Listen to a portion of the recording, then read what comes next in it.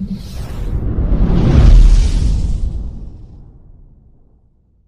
अलैकुम वरहमतुल्लाहि वबरकातुहू। रमज़ानुल मुबारक में एक अहम तरीन खुसूसियत यह है कि वित्र की नमाज जमात से पढ़ी जाती है। बाकी 11 महीनों में वित्र की नमाज अकेले अकेले पढ़ना होता है, वित्र की जमात नहीं होती है।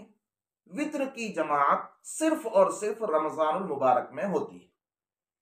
अब क्या होता है कई मरतबा कि इंसान घर से खाना खाकर आ रहा है या दुकान से आ रहा है या कहीं और से आ रहा है और फर्ज नमाज की जमात छूट गई, फर्ज नमाज अकेले पढ़ रहा है।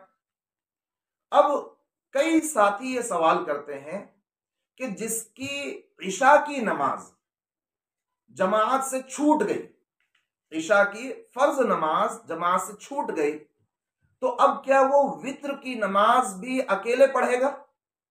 इशा के फर्ज जिसने अकेले पढ़े हैं तो क्या वित्र भी वो अकेले पढ़ेगा, ये जमात से पढ़ सकता है?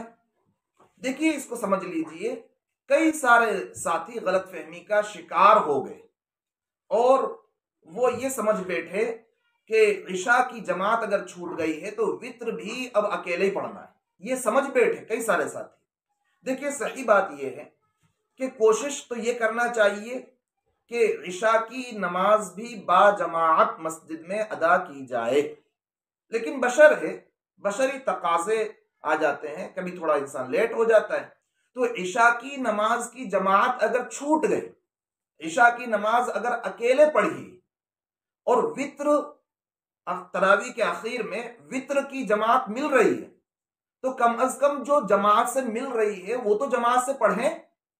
ऐसा नहीं है कि इशा की जमात छूट गई तो वित्र भी अब अकेले ही पढ़ना है, ऐसा नहीं है।